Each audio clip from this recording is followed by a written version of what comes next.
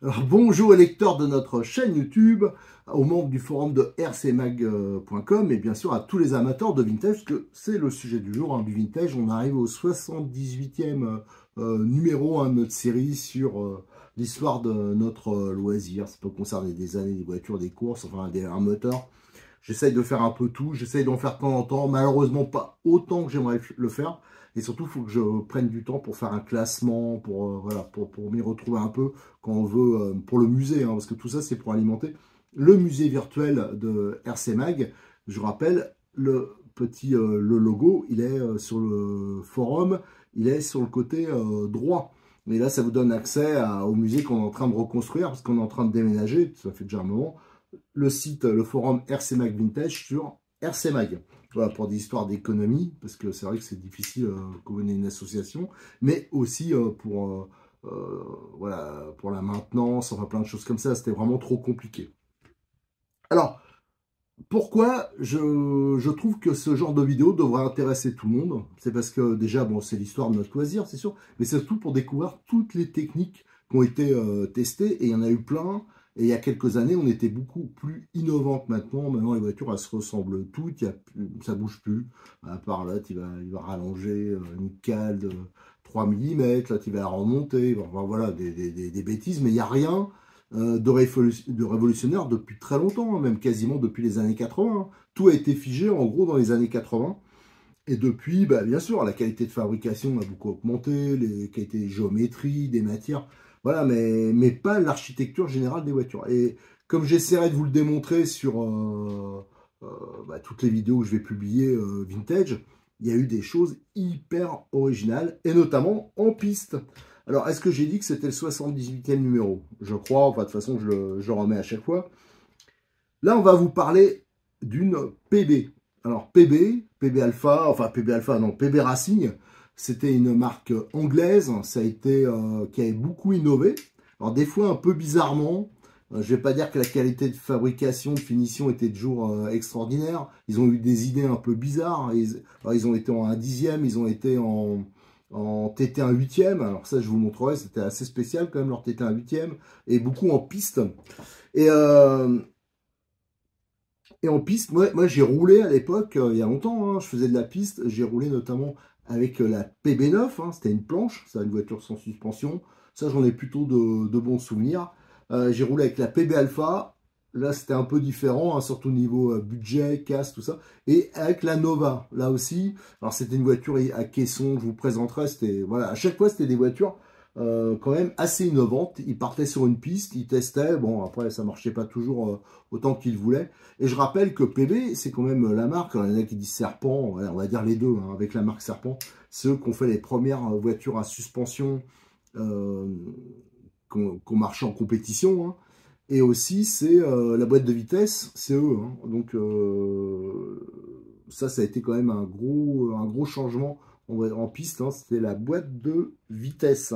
Alors, la plus connue des PB, je pense, doit être la PB Alpha, donc avec sa triangulation rouge. Ça, je vous présenterai, j'ai les 3 modèles.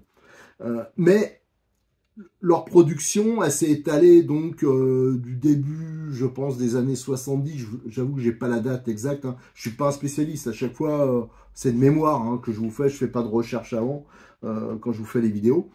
Et ça s'est fini, à mon avis, vers 96-97. Et pour moi, alors je me trompe peut-être, la dernière voiture qu'ils ont produite, alors je crois qu'ils ont continué à faire un peu de moto, un truc comme ça après, bon. Mais la dernière qu'ils ont produite, c'est celle-là, c'est la Diamond Black. C'est une voiture qui a été extrêmement peu diffusée. Je vous avoue qu'à l'époque, moi je refaisais du tout-terrain, je l'ai même pas vue, cette voiture, même si j'allais sur des courses de piste. Donc elle a dû être très peu produite. Juste avant, il y a eu la Diamond, qui était donc comme celle-là, vous allez voir, elle est toute en aluminium, c'est ça qui est original, enfin quasiment tout est en aluminium. L'autre, elle était avec de l'aluminium, je vous montrerai, je vous ferai peut-être la prochaine vidéo, sera là-dessus, tout en alu, mais hyper brut. Hein. Vous allez voir, l'usinage, ça faisait un peu bizarre. Et ils ont donc un peu peaufiné ça, ils ont sorti la Diamond Black. Et je pense que c'est là que la boîte, elle a dû un peu se casser la gueule. En face, il y avait quand même des marques comme Serpent, comme BMT, qui avaient pris beaucoup d'importance, qui avaient des voitures qui marchaient, qui étaient, voilà.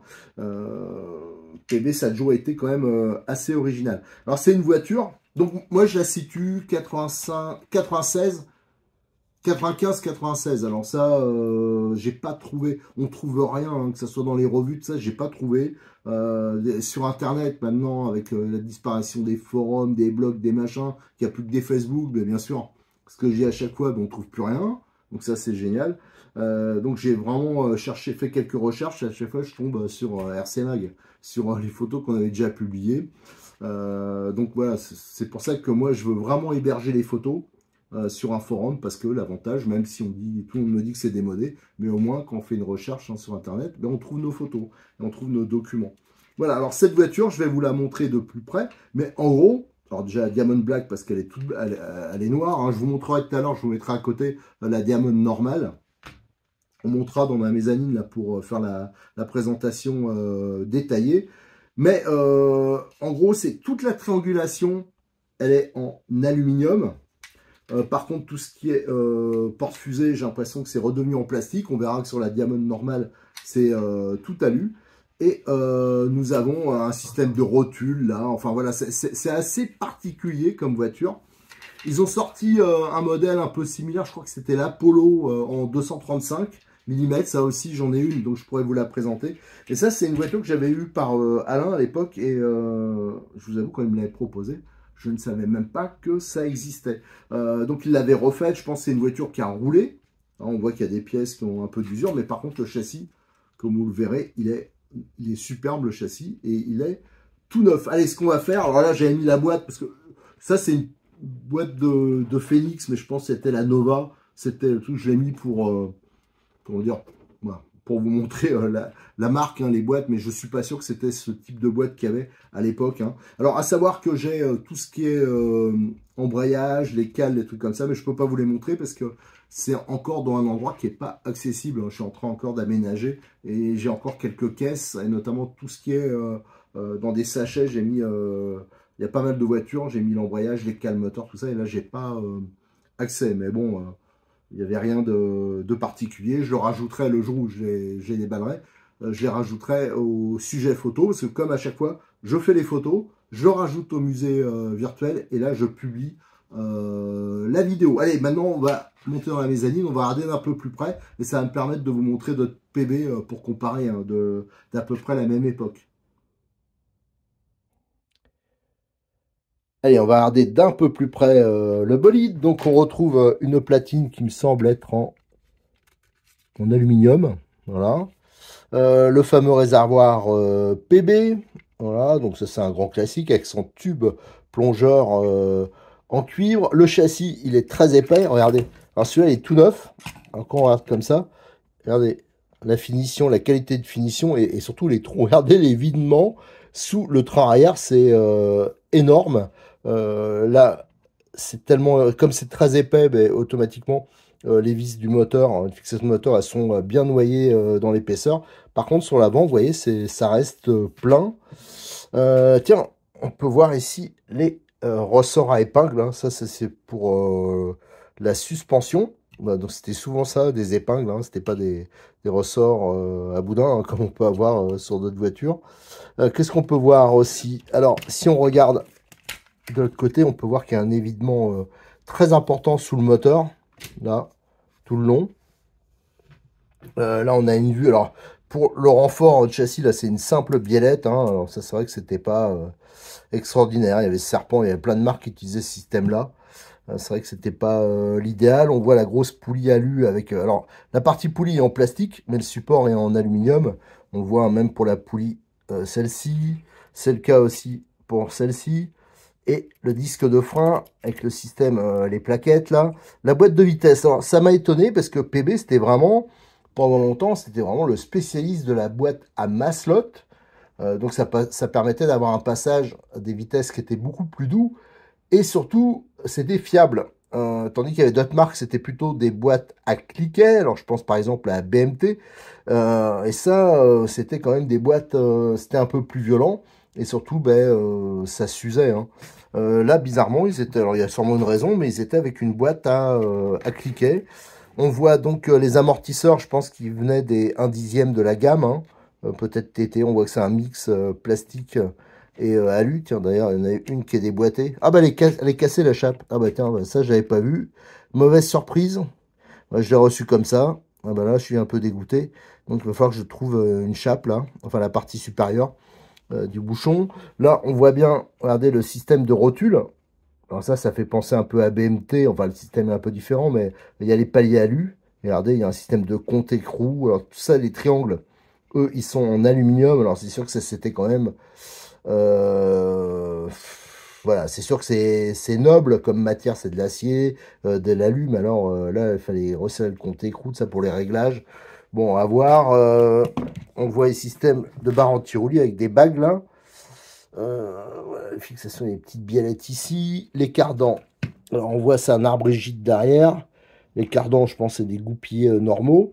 Et on peut voir, si je retourne, les triangles. Hein, toujours le même système. Donc le triangle alu avec les rotules métal. Alors par contre, tout ce qui est porte-fusée, c'est en plastique. Voilà, donc ça, ils sont revenus en arrière. Je vous montrerai parce qu'à côté, j'ai mis une diamond, mais normale, et vous verrez que c'est assez différent.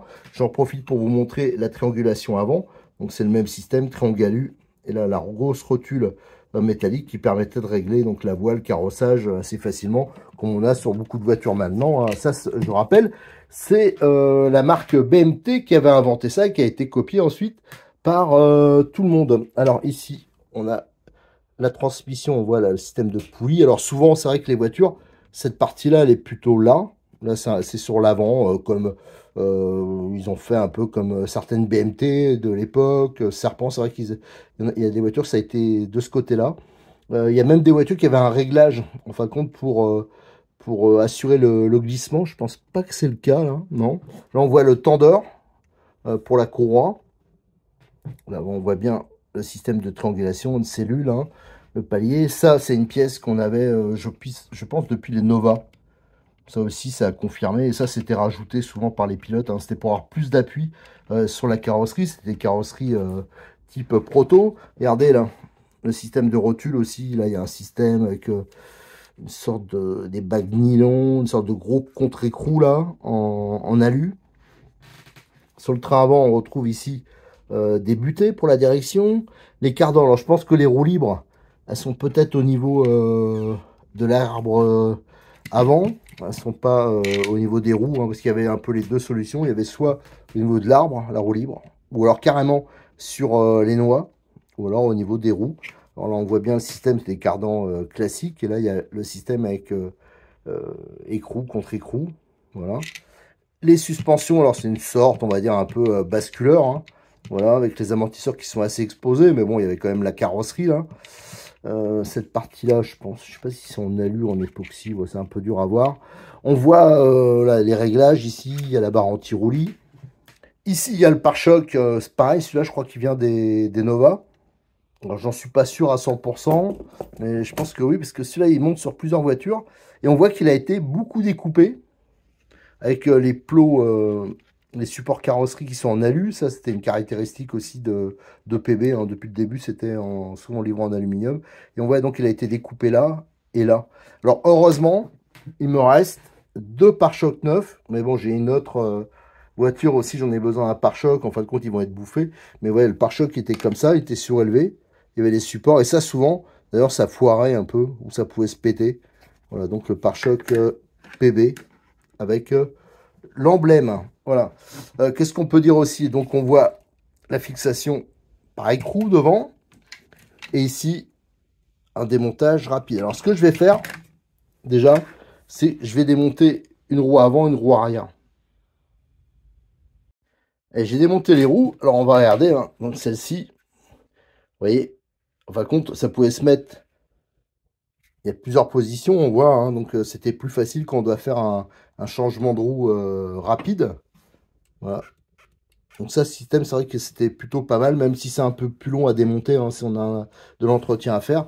Tandis qu'à l'avant, voilà, ça ressemble, pour ceux qui connaissent bien les Burns, hein, c'est un peu le même principe, avec donc l'écrou qui va se mettre ici. Hein. Donc ça, c'est un système qui était connu. Là, on voit aussi, pour faciliter le montage, il y a plusieurs possibilités. Alors bien sûr, les pneus, ils sont complètement craquelés, hein, ils sont morts.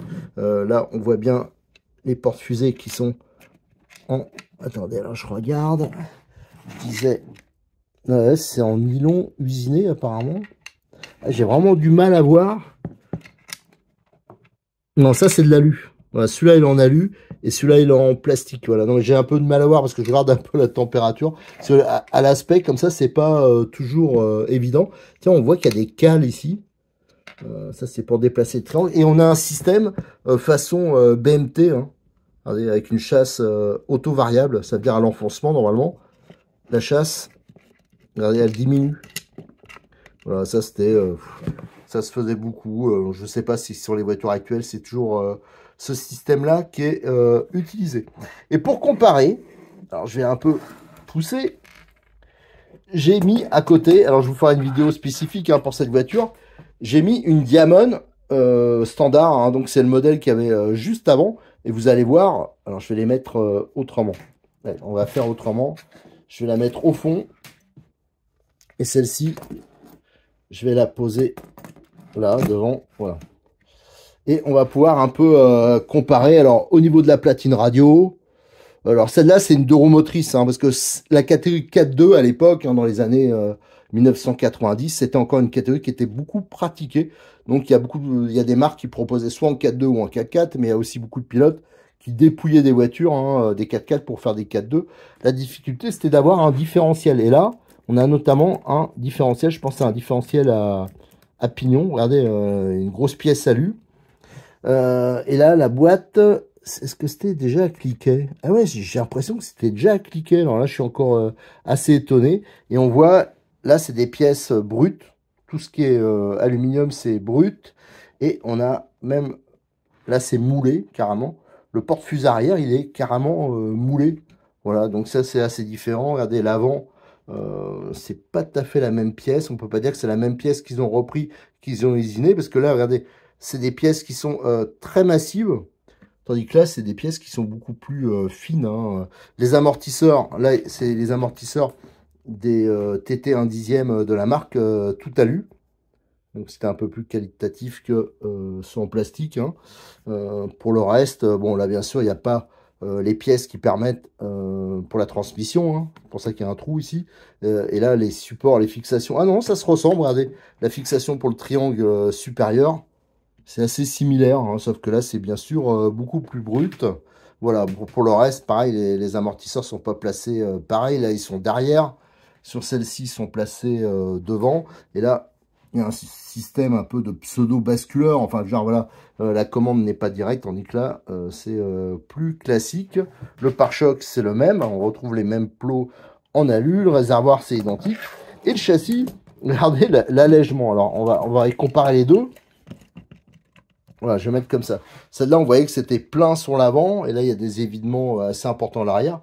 Tandis que là, au milieu, mais regardez l'évidement de folie, quoi. Alors, le châssis est plus épais. Hein, je ne l'ai pas mesuré, mais il est plus épais. On a toujours un gros décrochement ici. Enfin, un usinage hein, pour noyer les têtes de vis, fixation du moteur. Là, il y a pareil un usinage qui est vraiment important. D'ailleurs, ça vous permet de voir le diff à... Je pense que c'est un diff à pignon. Et à l'avant, tiens, la barre anti-roulis. Et là, c'est énormément évidé, c'est assez balèze. On voit bien le système à épingle. Ici, on a le sauve-cerveau intégré. Alors, je me demande si c'est pas un... Ah non, c'est un PB. Ouais, il est marqué PB, je croyais que c'était un BMT. Voilà, donc les choses un peu... Voilà, c'était pour vous montrer que... Oui, regardez l'épaisseur du châssis. Ouais, toutes les pièces, hein, c'était voilà, ça c'était vraiment spécifique. Voilà, il n'y a que PB qui nous faisait des trucs comme ça. Ça a toujours été assez original. Voilà, je voulais vous présenter cette voiture. Alors, j'ai malheureusement pas la notice, j'ai rien à vous publier au niveau documentation. Comme d'habitude, hein, je vous rappelle, si vous avez des documents, des notices, tout ça, vous pouvez me les scanner en bonne qualité, que je puisse encadrer ça et les rajouter au musée virtuel. N'hésitez pas, hein, à chaque fois je donne mon email hein, sur les sujets, n'hésitez pas à me demander qu'on voit ensemble. Alors c'est vrai que j'en ai reçu pas mal à un moment. Alors déjà, j'avais pas tout le temps de m'en occuper sur l'instant, mais souvent c'était pas aux bonnes tailles. Alors c'est vrai que c'est vraiment compliqué, notamment pour les photos, d'expliquer ou de dire que c'est pas exploitable quand c'est fait avec un téléphone dans de mauvaises conditions, mal cadré, pris de loin, ou souvent c'est que les images sont beaucoup trop petites. Alors je peux pas recadrer, mais voilà, je suis toujours preneur d'aide hein, pour compléter le musée virtuel. Allez, je vous remercie, à très bientôt sur notre chaîne YouTube et sur le forum de rcmac.com. Et je vous le rappelle, hein, cette voiture, bien sûr, vous la retrouverez au moment où j'aurai publié cette vidéo. J'aurai commencé à la présenter sur le forum et elle sera disponible. Vous cliquez sur piste PB dans le musée virtuel et vous arriverez sur cette voiture en détail. Merci.